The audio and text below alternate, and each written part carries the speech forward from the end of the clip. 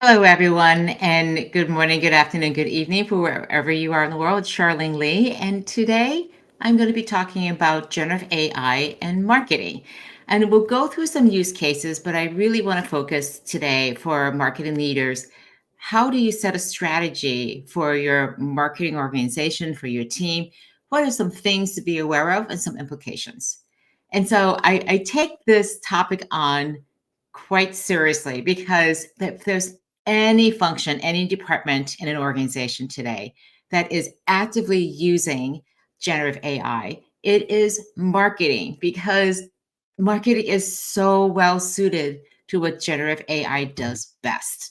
And I just realized I did not kick my cat out of here. So hold on for a second. All right. So it's one of those things that you have in a live stream where the cat gets very jealous of me talking to somebody other than him. So today I want to talk about how we as marketers need to be thinking about using generative AI because I think a lot of people have gotten their hands deep into generative AI and using it. So now how do you create a strategy that's going to take your organization from where it is today to where it needs to be in the future? And I say this because having marketing really at the forefront of generative AI, it is oftentimes that vanguard, that initial use case, and also engaging with your customers, with the outside world. You're doing this is more than just internal productivity. This is potentially engaging and exposing and building a new relationship with your customers. So we'll talk all about that today. So first of all, just want to say, please say you're here and where you're coming from, and then also how you are using generative AI for marketing and communication. So I want to say hi to Jay Bryant from Rockford. Hi, Jay. Thank you very much. Martin from Germany, Bismarck Otto from Ghana, and Kate here from San Francisco. Hi, Kate. Good to see you. So a couple things. First of all, I will have a presentation available. So you can get those slides at startinglee.com/genai-marketing. And I think Jay's going to do me a favor and post it onto LinkedIn because I can't post it there at all. So if you have, again, any questions as we go along, please post them. I can see them in the comments coming from different sources. And in particular, would love to hear again how you are seeing marketing organizations not just use generative AI, but also how you are seeing them or yourselves pull together a strategy. So let me get into it. And hello from Nigeria. We have Marie coming in from Florida. So great. Thank you all for joining today.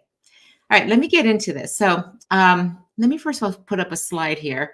Let's make it a little bit bigger. So when we think about marketing use cases, there's so many, but I like to group them into just three groups. And you see here, I do not put them into individual groups. These are overlapping. And because the best use cases tap into all three of these areas around content creation, but you're using also data and analysis to understand what content to create for your audience. And then you're using all the optimization tools available with generative AI to again do this again, optimize it. So if you think about it, this is what marketing has done for an eternity. These three things just in a continuous cycle. And what generative AI does, it just boosts the existing functions and processes and the tasks that you have, remakes them, automates them in some cases, reduces the tedium of it, but also allows you to do new things, new types of content, new types of analysis, and new types of optimization.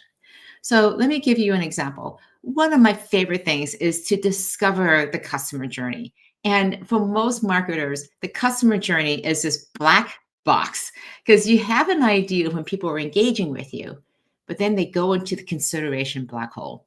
You really don't know what's happening there. How are they developing their preferences in that marketing funnel? What's going on in their head?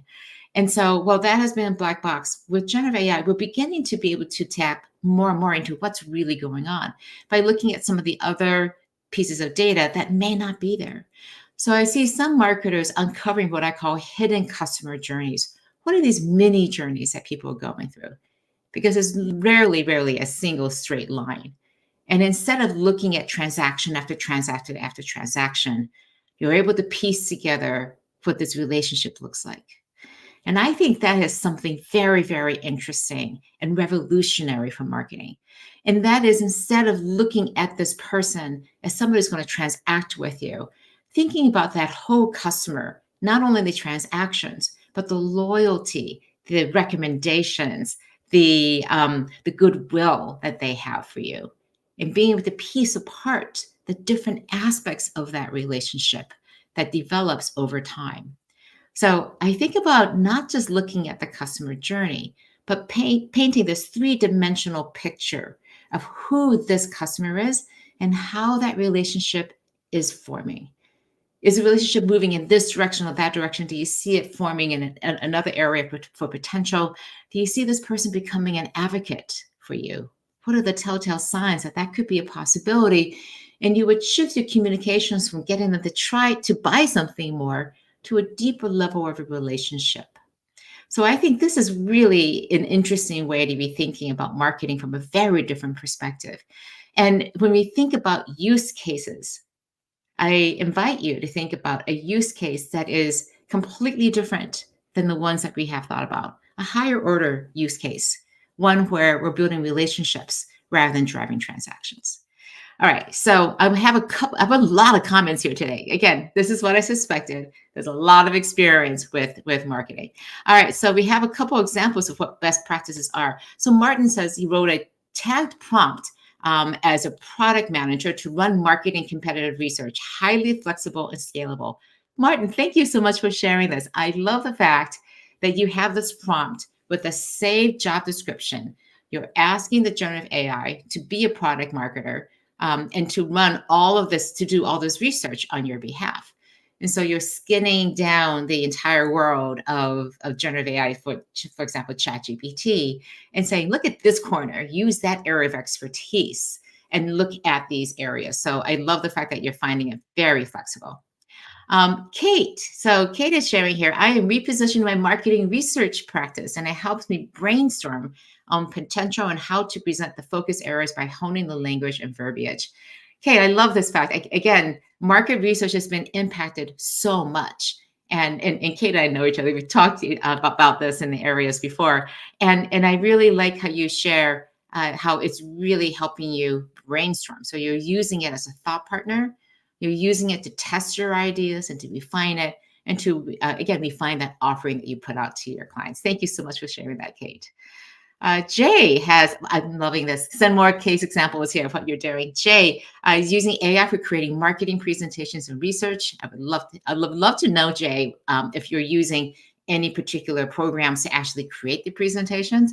I've been trying a bunch of them, and frankly, I find them more cumbersome to use right now than to just modify my existing ones. So if anyone has found a good way and process to use presentations, create presentations with generative AI, I would love to hear more about it. Edwin, as AI evolves, I'm just wondering what will happen to us if we no longer need it in the work industry. We'll talk about that, Edwin, because I think that's one of the biggest implications. We're going to talk about that just coming up next. All right, I just want to say hi to Chris and to Jay, also joining here as well. And Jay Bryant says that he is using beautiful.ai. So I may have to go back and try that again. So thank you so much. All right. Let's see. And Jean-Julien Gouillet is looking for content analysis AI tools. Any suggestions? Again, I would love to hear from the audience. If you have any suggestions, reply back to Jean and LinkedIn if you can. But I think one of again, I don't work with a lot of data sets. So this is one area that I don't know much about, but maybe the audience has some suggestions of what's working for you all in terms of content analysis. And then I'll take one more and then I'll move on. So Marie says, AI helps me for proof of concept and design a direction for campaign pre-tests. I like this because what you're testing is how will this campaign work against this audience? And this is something I really like using AI for, is to say, you are this customer. How would you look at this particular campaign? what works, what doesn't work, what would resonate, so we can use that for some of that testing too. All right. So let me go on back to my presentation, and I want to talk about some of the implications, and in particular, touch on what Edwin had talked about. Again, I think one of the things that I find so interesting is that we can now get better at doing what we always want to do with marketing, achieve targeting the right person at the right time in the right place. And what this should allow us to do again is to develop that relationship, but also know when it's not the time to reach out to somebody. And marketing, we have always been under this idea that more is better. And I would say, from a customer's perspective, and we all know this, we don't need any more promotions. I just bought your product. I don't need to be buying another one of your product unless it's a highly a consumable. So knowing when to leave people alone is going to be a really important part of this developing relationship. Instead of trying to get people to buy more and more constantly, which is a big part of what marketing does, marketing can also understand and pay respect to when somebody is good. They're telling you they're good. And instead of having them unsubscribe for you, to be able to understand where they are in that relationship and customize that information to them, not to sell, but to deepen that relationship, is a really precious and interesting use case for generative AI marketing. Also understand the organizational implications for democratized access. As you give these tools out to people, people will develop their own use cases and best practices. And if you're a fairly hierarchical organization, or one that doesn't have a lot of agility in it, people will be asking, well, can I do these things? Am I good? Are they going to be waiting for best practices to come from on high for them to use it? Or will they start experimenting? And generative AI is changing so quickly. The more comfortable you can get at democratizing, giving access to as many people as possible who have received the training, and letting them free, give them these boundaries of what they can and cannot do, and then ask them to just go and find all the ways they can use generative AI to be able to achieve your marketing goals. Jeff Maggioncalda, who was here last week, the CEO of Coursera, has a great saying, and it's something taken from the Formula One drivers, and they say, in order to go fast, you have to have good brakes. And so, what do your brakes look like? What are the guidelines you have around what you can do? Do you have the training, those boundaries, so that when things start to get to accelerate too fast, you can put a brake on it? And this is such an important way to get your legal and your compliance and regulatory people on board, is to have those really good breaks. Because then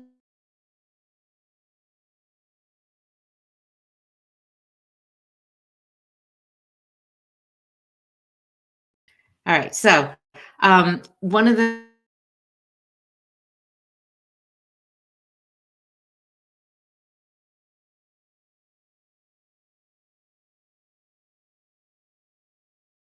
things become more automated, processes go away. We will see tasks being eliminated. And so you may not need as many people doing the jobs. And so that needs to come into your workforce planning. And I'll talk about that in the strategy section next. But this is a real concern. And so we'll talk about how to actually address it, how to think about it, and to communicate it. And then finally, the need for transparency to the external world, but also internally. What's generative AI created? What's created by technology, and what's human?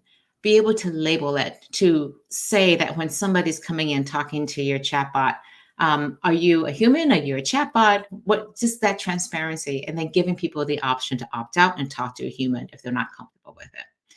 All right, I know that there are a couple questions here. Great, we have Kate here just answering Edwin's question from before. Coloop is great for content analysis. Thank you so much for sharing that. Let's see, Joey here.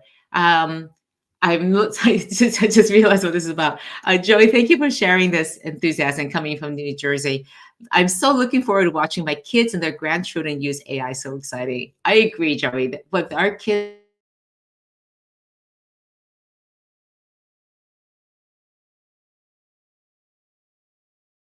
be using generative AI in the future, right now, and also in the future. All right, a couple other comments here.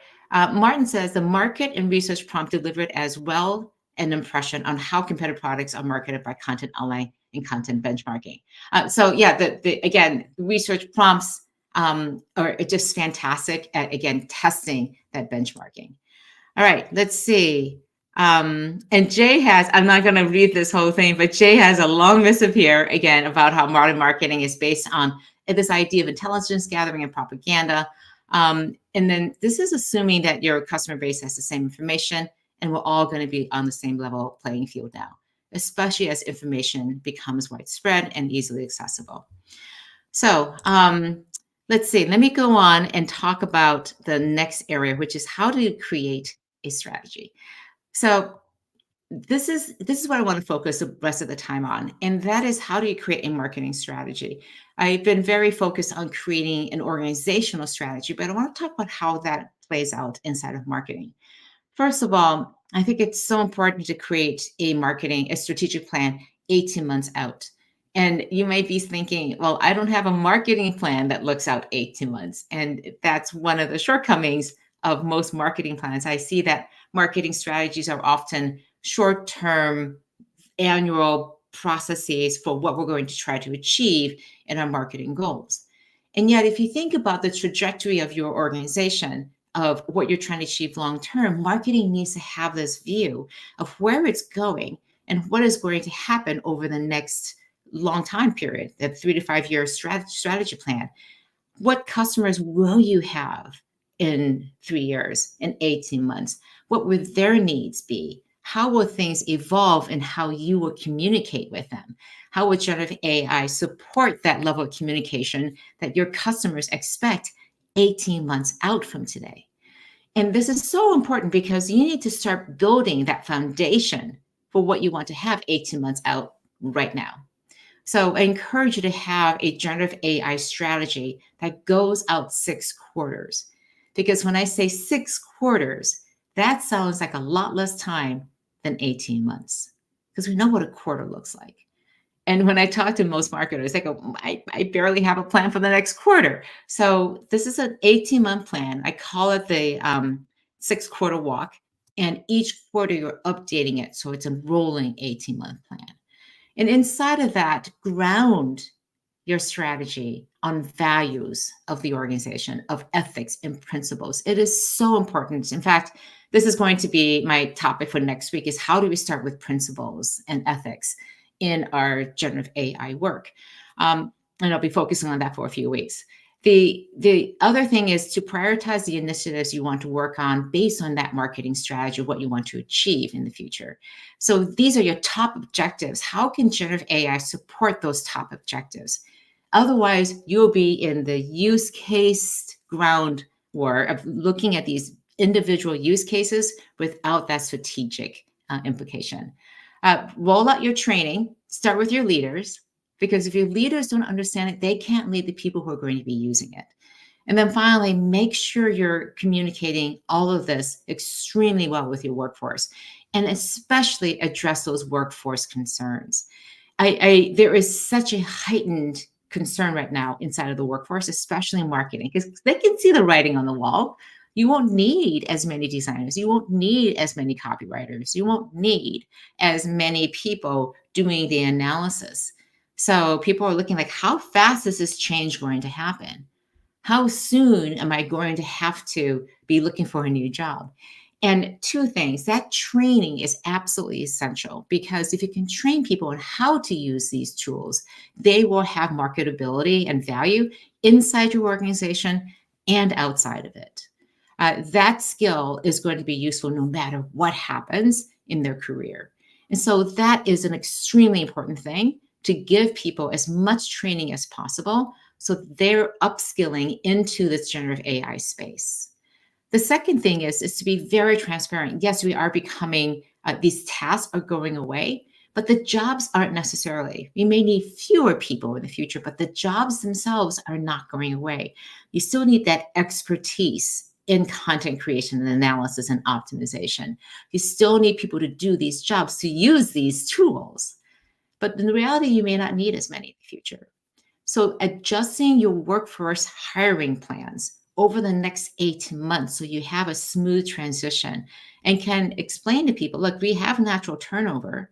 We're going to use that to be able to take care of this. We're not going to hire more people to replace them when we know we're not going to need as many people in the future. So all of this ties together into a coherent strategy and is extremely important to start with those values and those principles that you are not trying to reduce the workforce. We're trying to augment our people to get them to a level of higher performance and quality with AI. We're not doing this to get rid of people. And if you are getting pressure from your CFO to use generative AI to reduce costs, ask them, when was the last time we were able to create more revenues without adding people, without adding tremendous costs? Why would we try to look at that bottom line from a human perspective versus an opportunity perspective? So let me go on with the other part, the second step of creating a strategy, and that is to build out your core team. I started talking about training and especially your leaders, but you want to be able to coordinate with the rest of the organization. So hopefully you have an an AI council that's looking at AI across the entire company. And frankly, marketing should be on it, absolutely should be on it. And it's important because this is a multi cross-functional area. You're going to be interacting with IT, you're going to be interacting with HR, you're going to be, again, working across marketing functions and making sure that you have this coordinated and build out that team. Really focus on those early adopters. You know who they are. You're probably one of them. And then your leaders. Really bring them into the team and get them actively engaged. And I can't emphasize leaders enough. I talk to so many leaders and they're just saying, I don't know it. I don't understand it. I don't want to deal with it. I've got these other fires I've got to put out. And as a marketing leader, you need to put it as a priority that your other marketing leaders, your team leads, your department leads, all understand how generative AI is used on a personal level. They have to experience it and get their hands dirty. It's like using email. It's like using the internet. We all will get there eventually. Some will be slower, some will be faster, but we all have to get there. Training on the risk mitigations, I talked about, again, having people understand all the cautions they have to take and putting those good breaks in place, and then making sure that you have that expertise across marketing disciplines, because you will be able to take best practices in content creation in terms of marketing and then also use it in comms. I mean, there are so many ways to, again, share best practices. All right, I'm just going to take a break here and see if there are any other comments here. Okay, we're good. We're good for now. All right. And just watching the time here. Okay, the last two things is about technology and data. Again, I just going to say it again, maybe beating a dead horse here, but data is so important because it is the foundation of everything that you use. And I consider content and the prompts that we use also data, as well as the customer data. Where is the data? What shape is it in? What are the data sources that you want to prioritize in order to achieve those prioritized initiatives that are going to help you achieve your marketing goals? So this is not about making sure all of your data is great. It's prioritizing which data is most important, what is the quality of it, assessing it, and then putting in place a plan, again, over the next 18 months. If you don't have data in a good shape, be able to put them into the places that you want. It's also knowing that in 6 months, you may have a need for a particular type of data. And are you taking steps today to make sure that data is available 6 months from now? So that's all part of that strategic plan. Also, very importantly, get in place your data governance. Who has access to what data and what can they do with it? Just because the data is there doesn't mean that it should be accessible to everyone. Again, customer data and privacy is extremely important. Analysis and insights. Who has access to what? And again, how are people using that information that they have access to? Again, a lot of governance, processes, policies put in place, but also a lot of best practices when it comes to data usage. And then finally, let's talk about your generative AI tech stack. Oftentimes people ask me, like, what tech should we be doing? Should we be developing our own large language model? I think, first of all, just use the off-the-shelf tools.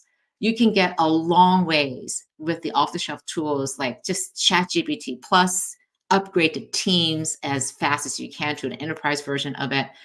So you can do all of that analysis again within the private walls of your organization. Again, start training it with your own data. Again, this is when you can start customizing an off-the-shelf tool into a custom GPT. And it's again, you're sort of embedding the company's strategy, you're embedding your customer profiles and customer data so that it's already narrowing its focus into your company use cases. And then finally, again, part of that 18-month plan, what are the deeper integrations of generative AI into the customer experience that you want to build? Are you going to build a tool that takes a customer's data and creates a personalized solution for them? That is going to require a lot more integration in the future. And you don't want to necessarily build those right now, but knowing that 2-3 quarters out, you want to build that, what is the technology stack that you need to start thinking about, experimenting with to be able to get to that point? So this may feel like a lot happening all at the same time. But again, I think if you focus on the most important things first, what are the principles that will drive your generative AI strategy? What are the top priorities? And then what are the people implications that are needed, the skills, the workforce, and the technology needed to execute on those top initiatives? You have the foundations for a great strategy. All right. So last thing I want to talk about today is just a couple updates on what's happening over the next few weeks. I will be talking next Tuesday, February 6th, about how do you align on those values and principles that I keep talking about, these ethics, right? We talk about ethics and responsible AI. What does that look like? What's required to do that? And why is it so foundational? So next week, I'll be talking about some of those foundational ideas. And then also, we'll be talking about, in 2 weeks, I'll have a guest on who's an expert on ethics inside of companies. And we'll be giving some great information and frameworks about how to develop your own ethical frameworks. And so one last comment here, a couple last ones. Let's see here. We have Jay saying that data governance can reveal the values of an organization. That's such an interesting point, Jay. I really like that because I think one of the things that is so important is who gets access to what, how are you using it? Again, this is so important of why values are so important because it has all these downstream implications of how you make decisions. We like to say that we're a values-driven organization, but do we actually use our values every single day to help us make better decisions? And this is how I can tell. And when I ask organizations, when was the last time you used your values? When was the last time that values came up in a conversation? And if you can recall what that was, then you are truly being a values-driven organization, that you are clearly using and living those values on a day-to-day basis. All right, let's see if there's any other comments. And John, just thank you so much. You've been following me for a long time. We've been around for a long time, John. I want that says something about how for tenacity and tenure in this space and longevity. So thank you very much for being here too as well. And thank you to all of you for being here today. I really enjoy these sessions, and today has been so wonderful just getting that engagement back from you. Again, I hope that you will continue to join these live streams, encourage you to, again, just tell people about this. Just so you know, I am also available for doing speaking and engagements, workshops, advisory work. It's something that really lights me up because its ability to get out there and provide some of this knowledge that I have. But I also love it because I learned so much from all of you. So again, thank you so much for the opportunity to experience this, to go on this learning journey. I learned so much by all of your questions and your comments. So please engage with me, send me your ideas, tell me what's working, because that's how I do my best work. All right. Thank you so much. And I will see you next week. Take care.